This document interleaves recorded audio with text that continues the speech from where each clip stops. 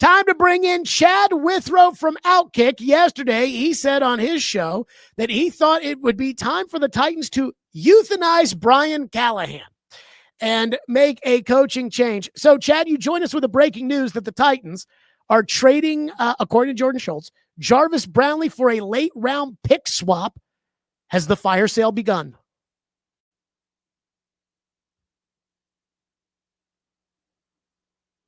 Hold on, I don't think we have your audio. I can see you talk. I can't hear you talk.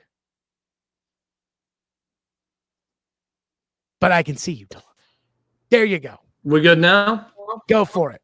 There we go. Perfect. All right. It's kind of like what you wanted, right, Jared? The everything but Cam must go sell. So here's step one in that. Look, I think what UCLA did with Deshaun Foster is they decided pretty much well before the season started, this guy was in over his head and that they needed to do something 3 games in after losing 35-10 to New Mexico. I think the Titans, people around Brian Callahan, fully knew he was likely in over his head all offseason going into this season. They get around a campfire and sing Kumbaya in preseason and do some weird things. They get out there. He doesn't know what a catch is in game number 1. He admits to not knowing what a catch is the next day. And then 90 seconds later, backtracks and says, oh, no, I know what the rules are. I just misspoke in the press conference. Well, which is it? And then you get out there in game number 3 with a chance to, first off, go for it on 4th and 1, show a little bit of confidence, give your team a little bit of swagger or edge. Don't try to attempt the field goal, but you get 2 timeouts and you can't get the kicking ball out there to attempt a field goal. Real bad. Real bad. And I think the Titans knew in the offseason that he was in over his head, and they certainly know that now. And I think you put the guy out of his misery. And I heard your first segment. I disagree. I don't want him around these players any longer. I don't think it's good. I think you've got a couple of guys who can come in and be an interim coach and reset things a bit and just treat this first 3 weeks like what it was, a nightmare that hopefully you can wake up from and get out of at some point. It's not going to happen overnight, and the Titans have a lot of different moves they need to make. But I do believe that it starts with firing Brian Callahan and doing so yesterday. Do you think that they'll pull the trigger after they lose to the Texans in Houston? Yeah, I think they're going to pull the trigger midseason. But again, I would argue, why wait? You know, what's the point in waiting around? We all know it. Is there a single defender of Brian Callahan? Is there a defense of him and anything he's done? Yeah, we can point to the roster and we can point to some other things that have gone on. But bottom line is he has been wildly inept at his job. So I don't like this wait and, well, let's see if he can win it. Let's see how bad it is against Mike Vrabel when he comes to town and all that. No, we've seen enough to know enough. The guy is not the answer. Get him out of there. And I just keep going back to the only hope with this franchise. Well, the first big hope would be that Amy Adams-Strunk sells the team, but we know that's not going to happen. So I do agree with you that what needs to happen is you hire someone with experience to run football. And that one person is the one vision of the team. And then that person goes out and hires the next coach, and everyone gets aligned. And there is a consistency of purpose with the Titans organization that we have not had probably since the early days of John Robinson and Mike Vrabel together, really since that run to the AFC Championship game. It started to fracture at that point, and right after that, it has not been the same since. Everybody's been on a different page. Everyone is serving their own master in all of this. No one's in it for the same reasons. No one's on the same page to move forward with the Titans. But what every Titans fan can agree with, Jared, is that they want Cam Ward to succeed. If you want Cam Ward to succeed and you want to show him that you believe he is a franchise quarterback, I keep going back to not going for that 4th and 1 and the message that sends. You're the Titans. You've got nothing to lose. It's 17-6. They just missed a field goal. You could get a little momentum going, go down and try to score a touchdown. At least show your team some sort of belief in them, because we know the play calling's been bad. We know the game management's been bad. You got to at least show them something. They didn't do that. It's past time for Brian Callahan with the Titans. I got to say this. I'm looking at the YouTube chat right now. Like, Kyle in Shelbyville is as diehard of a Titans fan as they come. Somehow, some way, Kyle got my cell phone number. I don't know how, but he would like text me when I was on vacation and say like, hey man, why haven't you been on the radio? And he says in all caps, fuck this organization. So I have to ask you this. What do you make of the Brownlee trade? The people in the YouTube chat are pissed about this. I mean, he's a starting corner. According to Jordan Schultz, it's a late round pick swap for Brownlee. I do think everything must go. I do think there should be a fire sale, but I'm saying like there should be a fire sale where you get rid of Jeffrey Simmons and get a first rounder back, or you get rid of Tony Pollard and you get a fourth rounder back, not trading a young starting player who's under contract for the next 3 years for a late round pick swap. Yeah, I know that he's had some attitude issues also, which I don't know how much we should care about that, given this regime isn't going to be around much longer. So if you've got disrespect towards his coaching staff, what does it really matter? Maybe it's a lack of professionalism is what they're seeing, and that's why they want to get rid of him. Look, I'm with you. I want to get as much possible out of Jeffrey Simmons. I don't think that's a first-round pick in return. I mean, we've talked, Jared, a lot back and forth about how the guy's not a leader. I mean, he's the one screaming at the fans at halftime when they're booing. I mean, there's video of him. I saw Channel 4 put it out of he's yelling, boo me, and he's going out towards the fans and, screaming at them to stop booing at one point. I'm thinking, dude, worry about things that matter. Fans have every right to boo. They should be booing your ass in this game. Everybody should get booed. And you're sitting there getting defensive and, boo me, trying to fight people in the stands.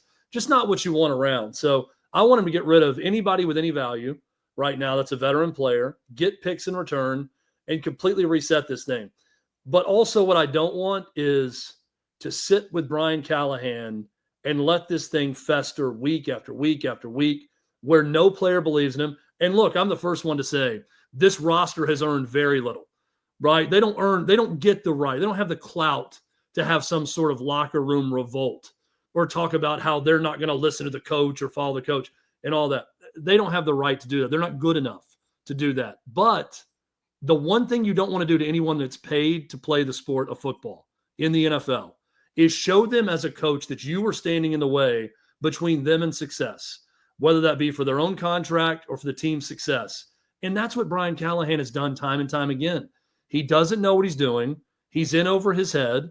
He should have been a career assistant coach and not a head coach. I think he fully realizes this now. If you gave him true serum, he'd probably admit that. And I think everyone else in town knows it, and certainly the locker room knows it. So when that fact is reached and that conclusion is drawn, you got to get rid of the guy because it's not going to help any of these young guys to keep him around any longer. So you think that this Brownlee thing goes hand in hand with Callahan kind of losing the team? Yeah, I don't even care about the Brownlee thing, honestly, simply because, yes, he's a younger player. I think a lot of it has to do with, and I was just texting with somebody about this, I think it has to do with the fact that he's been pretty openly in revolt of things going on. And honestly, Jared, I don't know that that's a bad thing right now for a young player if you're in revolt of this coaching staff. Like, I get that you're paid to listen and be a pro and all that, but goodness, I mean, this is really bad for the Titans. People laughed, and some actually looked at the numbers and agreed with me. You could make an argument that Brian Callahan's the worst coach in NFL history that got a second season. Mm-hmm. That's into their second season. He's got the same record as Ken Wisenhunt with the Titans. Ken Wisenhunt got to a Super Bowl with the Cardinals. Urban Meyer was worse, and he had incidents off the field. He got fired in year one. Steve Spurrier, he was 12-20 through 2 years. He was much better, and he was terrible. Bobby Petrino, worse, 3-10, left before the season was over. But of guys that got that second year, Greg Schiano won 11 games in the NFL. He had players saying it was like playing in Cuba, playing for him. He's better than Brian Callahan. The incompetence drives me crazy for someone that's reached this level and is a head coach at this level. Your job is to put your players in some position to succeed and not screw it up along the way. And this guy has screwed it up repeatedly.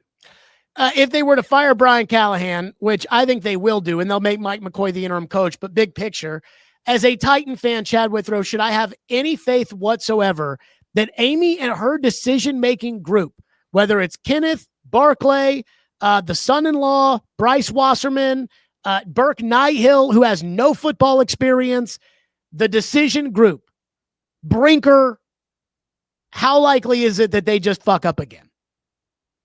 Highly likely. Jared, I don't know.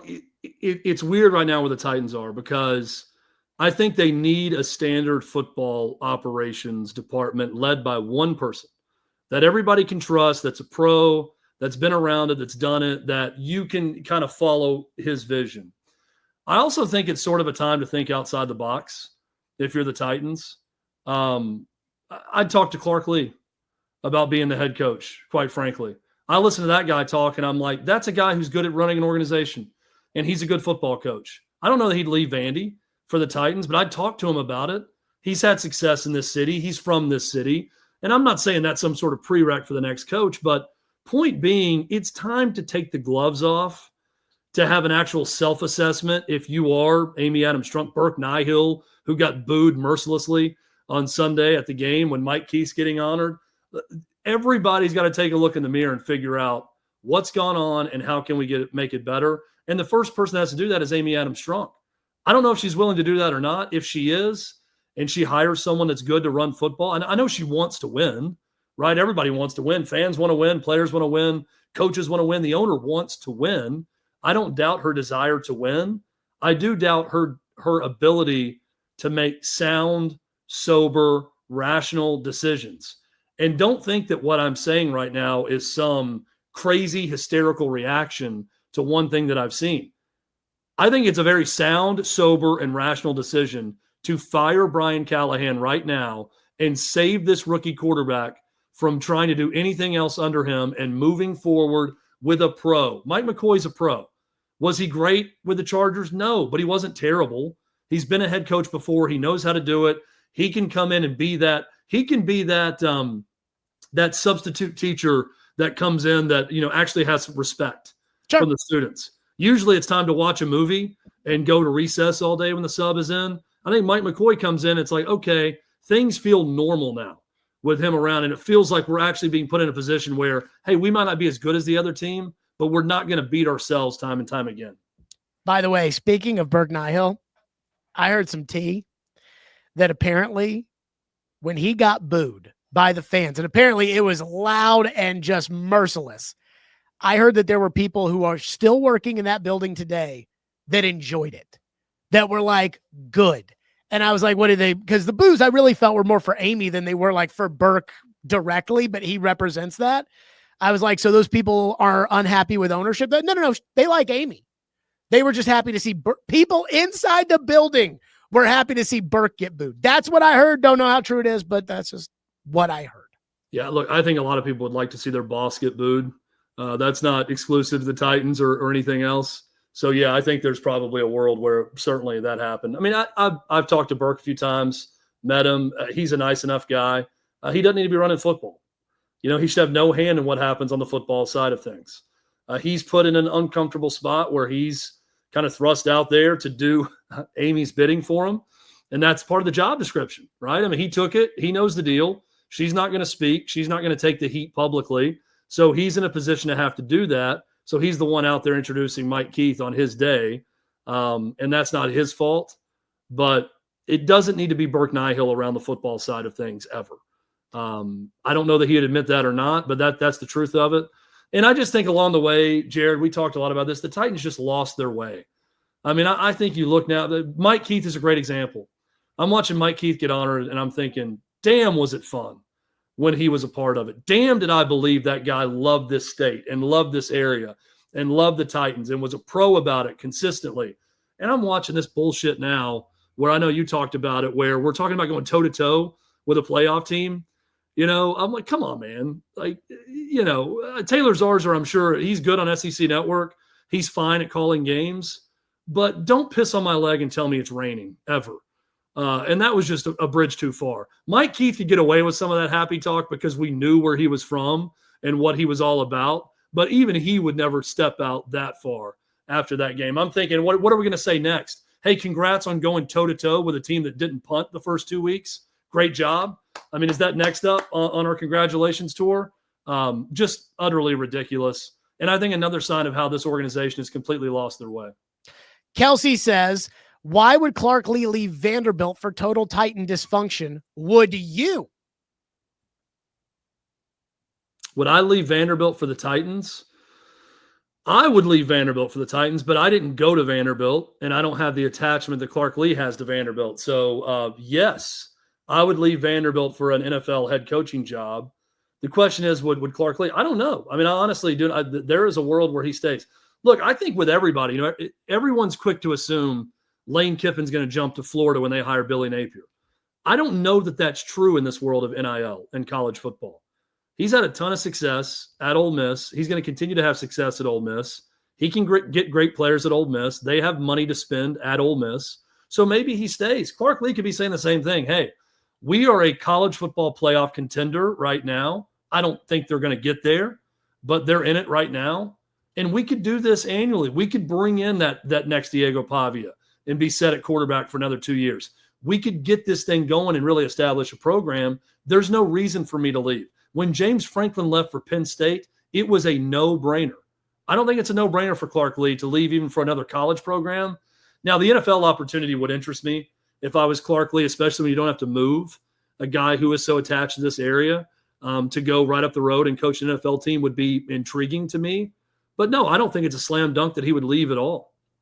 What do you make of Vanderbilt? I ask this question of you because over the years, Vanderbilt fans think that you have been very critical of them. Whether that's fair or not, I'll let the Vanderbilt fans, defend that or not, whatever.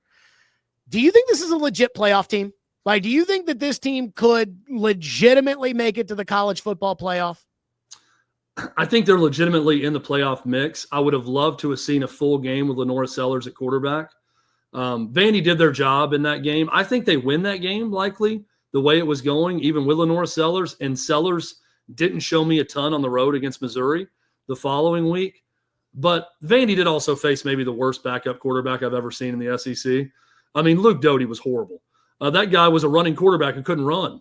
His first instinct was to run. He could not run the football. So that was a break for Vandy, but they put it on South Carolina. I need to see them, go toe-to-toe with Alabama in a couple of weeks and see them in a game like that, someone closer to full strength before I can say that. But here's what I know right now, Jared. One, Vandy is underrated. They're not getting enough talk right now for being undefeated and getting that win at South Carolina. Two, hell yeah, they got a shot at the playoff. I mean, I'm not looking at any game on their schedule and saying they're definitely going to get blown out in this game or they're definitely losing that one. Do I think that they're going to lose at Texas? Yeah. Do I think they're going to lose to Alabama? Yeah. Do I think that LSU is going to be tough? Do I think that at Tennessee is going to be really tough for them? Yeah. Is it an 8-4 team? Is it a 7-5 team? Is it a 9-3 team? The difference between 8-4 and 9-3 this year in this SEC could be a playoff spot. I think there could be a 9-3 team that makes their way in because of the depth of this SEC. So, look, I know Vandy fans hate me and whatever. That's fine. Vandy fans love to hate anything Tennessee at all times. In fact, sometimes I think Vandy fans hate Tennessee more than they love Vandy. And that's okay. That's what rivalries are all about. But I'm here to tell Vandy fans and everyone else, they're legit. This is a legit team. They're not going away. They're going to be able to compete with everybody on their schedule. And it's fun being a local sports guy to see this. And I think for a lot of people, they didn't think it was possible. And we're seeing that the impossible is possible with Clark Lee. Quickly, your thoughts on Dabo, your thoughts on Mike Gundy. So Dabo deserves every bit of criticism he's going to get this week. When you run your mouth and you talk that shit the way he did about his resume, you better back it up the next game. And they went out and looked terrible. And they got blown out at home as a 17-point favorite against Syracuse. So he deserves every bit of criticism he's going to get. He's also a great coach. And I still think he's a really good coach. And I think he can win. He's not going to win to the level Clemson wants anymore, but he could win, and he could win somewhere else. Mike Gundy's an Oklahoma State legend, second most tenured coach behind Kirk Ferentz, spent most of his life at that school, and the game passed him by. He was never going to adapt and never be equipped to compete in an NIL era. And Jared, when you get on the wrong side of the money in your program and they make the determination, the way I've made the determination that Brian Callahan is not good enough to be an NFL coach, if the money boosters at your program do the same, you're screwed. You're out. They're not going to spend money on players. They're not going to waste money on a recruit that they know is going to come there and be gone in a year when you get fired because you can't win. So now the key for Oklahoma State or Virginia Tech or UCLA, hire someone that can get everyone lined up behind their vision and then start spending left and right and get behind it, get players in, and give that guy a chance. Chad Withrow from OutKick, last one for you. When does Brian Callahan get fired? Well, since it didn't happen when I wanted to, which was halftime of Sunday's game, I'm going to say that he gets fired post Mike Vrabel coming in and beating his ass here in Nashville. So you got a few more weeks to wait, Titans fan. There you go. Chad Withrow from OutKick again.